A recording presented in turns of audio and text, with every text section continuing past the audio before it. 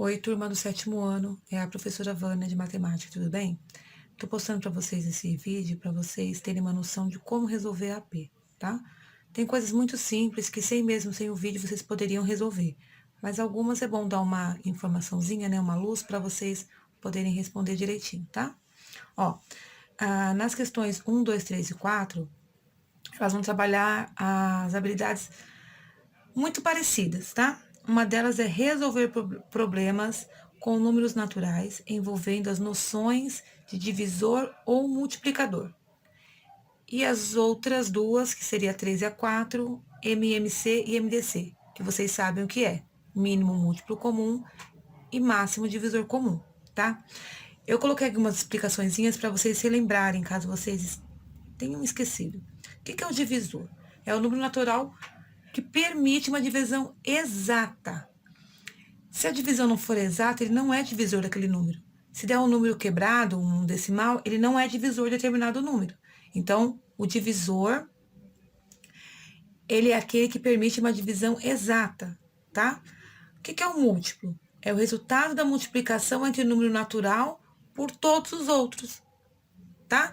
Eu coloquei aqui vou falar para vocês um exemplo. Então, por exemplo, o que é o múltiplo de 2? Olha aqui, ó. Múltiplo de 2. São todos os resultados das multiplicações por todos os números naturais. Então, a gente começa pelo zero. 2 vezes 0, 0.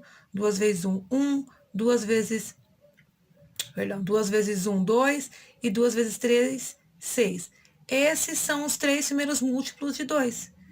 Então, se eu começar pelo zero, que é o primeiro número natural, e for multiplicando um de cada vez, todos os números na ordem, eles são todos os múltiplos de 2, tá? 0, 2, 6, esses são os múltiplos. Os números naturais que nós estamos multiplicando é o 0, o 1, o 2, na ordem dos números naturais, tá? Aqui, ó, múltiplo de 3. 3 vezes 0, 0. 3 vezes 1, 3. 3 vezes 2, 6. Então, os resultados são os múltiplos de 3. Múltiplo de 3, o primeiro é o 0. O segundo múltiplo de 3 é o próprio 3. O terceiro múltiplo de 3 é o 6. E assim por diante, tá? Quando nós estamos falando de múltiplos e divisores, é isso. Agora, quando a gente for trabalhar com MMC e MDC, aí já muda um pouco, tá? Vamos lá, o que é o MMC? É o mínimo múltiplo comum, ou seja, o menor múltiplo entre os dois ou mais números. Vamos observar aqui, ó. Múltiplo de 2 e de 3. Tá observando aqui, ó, que 2 vezes 0 é 0, 2 vezes 1 é 2, 2 vezes 3 é 6, que o 6 está em vermelho? Não é à toa, tá? Vamos pegar um outro número, múltiplo de 3. 3 vezes 0, 0. 3 vezes 1, 3. 3 vezes 2, 6. Também está em vermelho. Quer dizer o quê?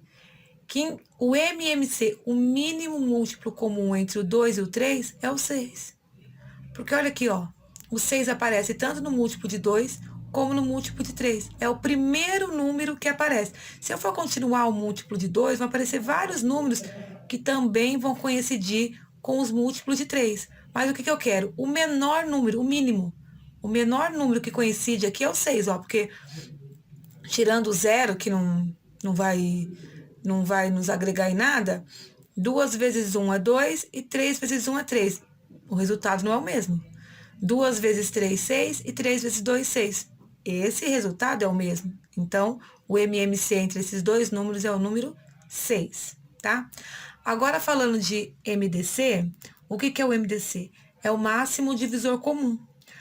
Ou seja, após a fatoração, que é a divisão, né, de 2 ou mais números pelos números primos, é o maior divisor entre eles. Então, como é que a gente faz? Vamos dar um exemplo aqui, ó. Se eu for observar quais são qual é o MDC de 18 e de 20, tá aqui, ó. Vou lá dividir. 18, quais são os múltiplos, quais são os divisores, múltiplo não, desculpa. Quais são os divisores de 18? O 1, o 2, o 3, o 6, o 9 e o 18. Como é que eu tenho certeza disso? Eu já tinha explicado para vocês, ó. Pega aqui, ó, o 18, divide por 18. Quanto é? 1. 18 divide por 9, quanto é? 2. 18 divide por 6, quanto é? 3. 18 divide por 3, quanto é? 6. 18 divide por 2, quanto é? 9. 18 divide por 18, que o resultado é 1, tá? Se você fizer de trás para frente, tanto faz. Vocês vão ver que os resultados batem. Então, os divisores de 18 são esses 6 números aqui. Vamos ver agora o divisor de 20, para a gente poder fazer o MDC, né? Que é o máximo divisor comum entre os dois, tá? Cada número vai ter seus próprios divisores, individualmente, mas vão ter sempre números em comum, tá? Divisor em comum. Então, vamos ver o múltiplo divisor de 20. É o 1, o 2, o 4, o 5, o 10 e o 20. Como é que eu sei disso? Se eu pegar o 20 e dividir por 20, eu tenho 1. Se eu pegar o 20 e dividir por 10, eu tenho 2. Se eu pegar o 20 e dividir por 5, eu tenho 4. Se eu pegar o 20 e dividir por 4, eu tenho 5. Se eu pegar o 20 e dividir por 2, eu tenho 10. E se eu pegar o 20 e dividir por 1, eu tenho 20, tá? Então, o maior número divisível por 18 e 20 ao mesmo tempo é o 2. Não tem mais nenhum número que coincide. Tá vendo que ele tá em vermelho aqui? Então, quer dizer que o maior divisor em comum entre o 18 e o 20 é o 2. Não tem nenhum número maior que ele, tá? Então, é o 2. Então, quando a gente fala em máximo, em mínimo múltiplo comum e máximo divisor comum, é isso. São os números que se repetem, tá? Em relação à fatoração é pegar os dois números e a gente poder dividir. Ah, divido por 2, divido por 3 e vai dar o resultado, tá bom? Fatoração é isso, você fazer como se fosse o MMC. Você vai dividindo, tá bom? Só por números primos, não esquecendo disso, tá? Vou parar por aqui e nós vamos já para a próxima habilidade. Vamos lá agora, galerinha, para as questões 5 e 6. Essas questões elas vão trabalhar a mesma habilidade, que é resolver problemas que envolvam porcentagem em situações de acréscimo e decréscimo, tá? Eu acredito que vocês já tenham entendido esse assunto, mas é bom reforçar, tá? O que é a porcentagem? É o cálculo da centésima parte de um número, tá? Então, toda vez que eu quiser porcentagem, eu vou dividir o número por 100. Eu vou calcular a porcentagem. Vamos dar um exemplo aqui, ó. Eu quero 35% de 150. O que eu faço? Não é 35%? Então, eu pego 35, divido por 100 e multiplico pela quantidade que eu quero, que é 150. Eu quero 35% de 150. Se eu quisesse só 35% de 100, era só eu dividir 35 por 100, acharia 0,35, tá? Multiplicaria por 100, que eu ia achar o 35%. De 100 seria 35, tá? Vamos lá, então, ó. 35% de 150. Pego o 35, divido sempre por 100, deu 0,35. E agora, eu multiplico o resultado pelo valor que eu quero aqui, ó, 150. Porque é 35% de 150, tá? Então, 0,35 vezes 150, 52,5 ou 52,50. Vamos recapitulando. Ai, mas se fosse 35% de 100, eu simplesmente faria isso, ó. 35 dividido por 100. Só dividiria 35 por 100, ok, já achei 0,35? Aí eu multiplicaria por 100, que eu ia achar o 35, que 35% de 100 seria 35. Espero não ter ficado confuso, tá? Mas é isso, sempre pegar o número que você quer, a porcentagem, 35, 25, 50, que seja, sempre divide por 100 e multiplica pelo valor que você tem. Eu quero 35% de 150, tá? Faz do jeitinho que a Pro tá colocando aqui, ó, que você não vai errar nenhuma vez. Acréscimo é somar o valor da porcentagem calculada ao valor original. Digamos que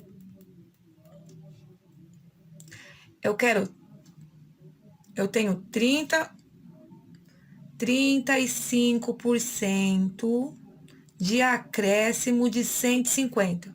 Eu tenho 150, eu quero um acréscimo vou pagar um acréscimo, vou pagar 35% de juros de uma conta que é R$ 150. Vamos dar um exemplo. Então, digamos que eu tenha R$ 150 e eu vou pagar uma conta em atraso e os juros é de 35%. Como é que eu vou calcular isso? 35% de 150, eu acabei de fazer aqui atrás, anteriormente, ó, tá? 35% de 150, eu sei que é 52,50, porque eu acabei de fazer a conta. Se eu não tivesse feito a conta, eu ia fazer o quê?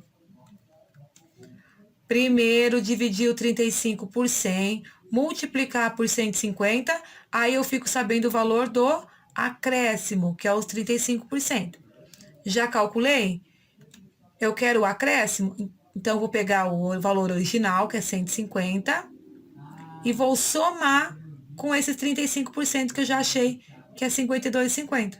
Então, no caso, ao invés de eu pagar a conta 150, eu vou ter que pagar 202,50, tá? Então, é sempre assim, eu calculo primeiro a porcentagem e depois eu acrescento, ou eu somo. Tanto faz a linguagem que a gente usar. Decréscimo. Decréscimo é a mesma coisa, tá? Eu vou, ó, decréscimo é subtrair o valor da porcentagem calculada ao valor original. Então, no caso, ao invés de eu somar os 52, eu iria tirar os 52.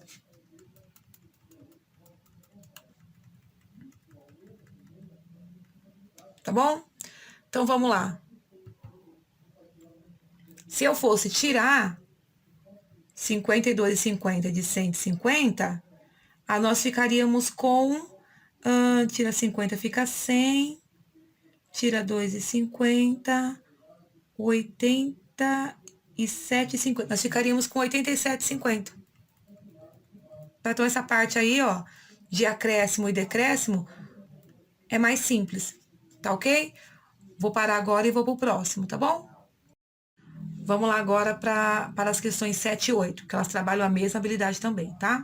Nesse caso, a habilidade é compreender a ideia de variável representada por letra ou símbolo para expressar a relação entre duas grandezas, diferenciando-a da ideia de incógnita, porque variável e incógnita são coisas bem diferentes, tá? Apesar de confundir um pouco a cabeça de alguns, mas é bem diferente, tá?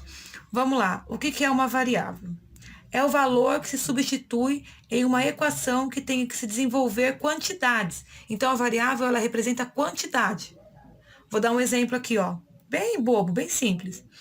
Ana quer comprar 3 blusas. Cada uma custa R$ 45. Qual a equação para esse problema? A equação é simples. Esse Y vai representar o valor que você vai pagar. 45 é o valor da blusa, de cada blusa. E o X representa a quantidade. Quantas ela quer comprar? Não é 3? Não são 3? Então, o X vai representar a quantidade de blusas. Por que o X é variável? Porque a pessoa pode comprar uma blusa só, pode comprar 2, pode comprar 10. Então, a quantidade de blusas que ela vai comprar é independente do valor da blusa. Então, o 45 é um valor fixo, não muda. Agora, o X é a quantidade. Então, quando eu preciso saber, para eu saber quanto eu vou pagar por algo, eu dependa de quantas peças ou quantas coisas eu vou comprar, nós chamamos isso de variável, tá? Então, nesse caso aqui, ó, o Y, que é o valor do que nós iremos pagar pela compra, ele depende da quantidade, depende do X. Então, o X, ele é variável. Então, ó, o X é a variável, pois o valor 3 poderia ser qualquer outra quantidade, qualquer outro valor. Então, o Y, que é o valor... Esquece letra, tá, gente? Y, X... Só estou colocando em letras aqui, porque eu não sei nem o valor de Y e nem o de X. Mas o que a gente está trabalhando é o X. É ele que representa a quantidade. E eu sabendo a quantidade de blusas que eu quero comprar, ou Ana que seja, eu vou multiplicar o valor da quantidade pelo valor unitário, e aí eu vou ter o valor que eu vou ter que pagar, o valor total que eu vou pagar, tá? Então, tá aqui, ó. Y é igual a 45 vezes 3. 45 vezes 3, 135. Ok? Então, só lembrando, o X, se na equação estiver dizendo que o X representa a quantidade, é variável. Se não, é incógnita. Vamos para a incógnita agora. O que é incógnita? É um valor desconhecido que se deseja saber. Exemplo, o valor de um ângulo de um triângulo. Então, suponhamos que eu tenho um triângulo e eu tenho o ângulo de 2 dos lados. O terceiro eu não tenho. Aí colocou lá, o triângulo tem o lado de 45 graus, o outro lado de 30 graus. O outro ângulo que eu não tenho valor, vai ser colocado uma letra grega, ou alfa, ou beta, ou até mesmo a letra X, para dizer que aquele valor é desconhecido. Mas aquele valor não vai mudar. Se eu tenho o valor dos outros 2 ângulos, a soma dos 3 tem que dar 180. Então, independente de que letra eu coloco, o ângulo vale X, ele não é variável, ele é incógnita. Ele é um valor fixo. Então, é isso que vocês têm que entender. Se o exercício está dizendo que o X, pela leitura, você vai ler o exercício, o enunciado, e a leitura está dizendo que o X representa quantidade, ele é variável. Se o X representa um valor fixo, ele é incógnita. Ok? Vamos para a próxima agora. Vamos lá agora para as questões 9 e 10. Elas trabalham também a mesma habilidade, tá? Qual é a habilidade? Identificar a soma dos ângulos internos de um triângulo, que são 180, tá? Então, sempre que nós estivermos trabalhando com geometria em relação a triângulo, seja ele retângulo, isósceles, não importa. A soma dos 3 ângulos do triângulo tem que dar 180. Não tem como, não vai ser diferente, tá? Então, vamos lá. Todo triângulo possui a soma dos seus lados seus ângulos internos iguais a 180. Então, se um dos lados não aparece o valor do ângulo, é só calcular esse ângulo, tá? Então, vou colocar um exemplo aqui, ó. Eu não coloquei o triângulo porque eu acho que fica... Independente se eu coloquei o triângulo ou não, deixa quieto. Então, aqui, ó. Ó o exemplo. Exemplo. Lado A mais B, ângulo A mais B mais C igual a 180. O ângulo A do triângulo, ele é o valor de 60 graus. O ângulo B do triângulo, ele é o valor de 35 graus. Qual é o valor do ângulo C? Não podemos esquecer que a soma dos 3 ângulos tem que dar 180. Então, é simples de resolver isso aqui. Eu pego os 3 ângulos. O A, o B e o C. O A é 60 mais 35 mais C, que eu não sei o que é. É a incógnita, tá? É um valor fixo, ele não vai mudar. Nessa questão, o C tem um valor fixo. Eu não posso colocar o valor que eu quero. Eu vou descobrir o valor resolvendo essa soma simples aqui, tá? Essa equaçãozinha aqui. Então, eu vou pegar 60 mais 35, 95. Mais C é igual a 180. Deixei o C em vermelho para ficar bem claro que é o ângulo C que a gente está buscando. Isolei o C. O que eu faço agora? Pego o 180. O 95 ele não estava somando? Então, ele vem para cá, subtraindo, ele muda a operação. Então, 180 menos 95, 85 graus. Então, quer dizer o quê? Que eu somando 60 mais 35 mais 85, vai me dar o ângulo de 180 graus, que é a soma dos ângulos internos do triângulo. Ok? Simples, né? Vamos parar agora e vamos para a próxima. Vamos lá agora, galerinha, as questões 11 e 12. Também trabalham a mesma habilidade, tá? Qual é essa habilidade? Resolver problemas que envolvam medidas de grandezas em situação do cotidiano ou de outra área de conhecimento. Gente, grandeza. As grandezas, elas trabalham todo tipo Vamos lá. As grandezas, elas trabalham todo tipo de medida. Seja ela medida de temperatura, de tempo, de área, volume, perímetro, entre outros, tá? Então, assim, sempre quando aparecer para vocês alguma informação sobre temperatura, para nós, aqui no Brasil, nós usamos temperatura graus Celsius, que é o C com uma bolinha em cima, comparando com graus. Tipo, tá 35 graus de temperatura, 35 graus Celsius, tá? Quando eu falar de tempo, a gente está falando do quê? Do tempo que a gente usa no relógio. Hora, minuto, segundo, tá? E assim por diante. Milésimo de segundo. Mas o que a gente usa mais é hora, minutos e segundos, tá? Área. O que que é a área? De qualquer figura geométrica, seja ela plana, no caso, a área é o lado vezes o lado. Então, se é um quadrado ou se é um retângulo, a área é lado vezes lado. Ah, mas professora, mas os lados têm que ser iguais? Se for um quadrado, sim. Se for um retângulo, não tem como, né? Então, a área é lado vezes lado, é a coisa mais simples. Tem outras figuras que não é tão simples assim? Tem, mas eu acredito que vocês não tenham visto ainda. Então, para vocês, o básico é lado vezes lado. Volume. O volume é o lado vezes a altura vezes o comprimento.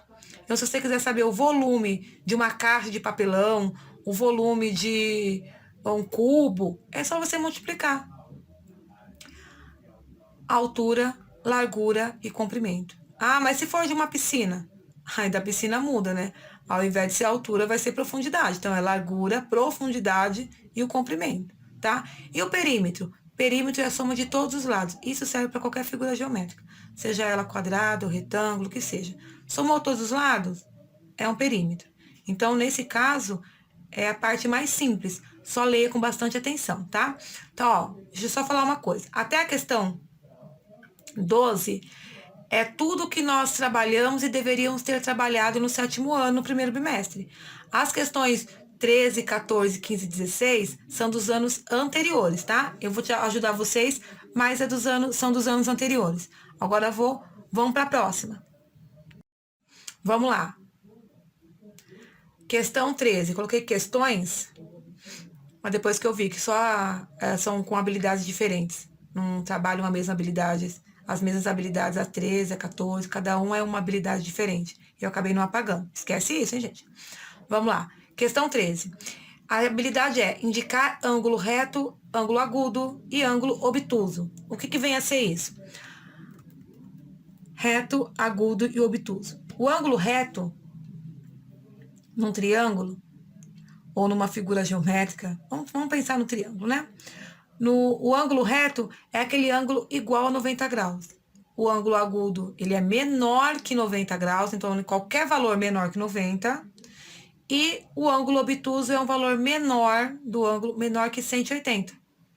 Então, se você tem lá um triângulo, uma reta que corta dois triângulos, não importa, tá? Nós estamos trabalhando sempre com ângulo reto, 90 graus, agudo, menor que 90 e obtuso, menor que 180, tá bom? Nesse caso, a questão 13 tá simples, é só ler o enunciado direitinho. Vamos para a próxima agora. Vamos lá.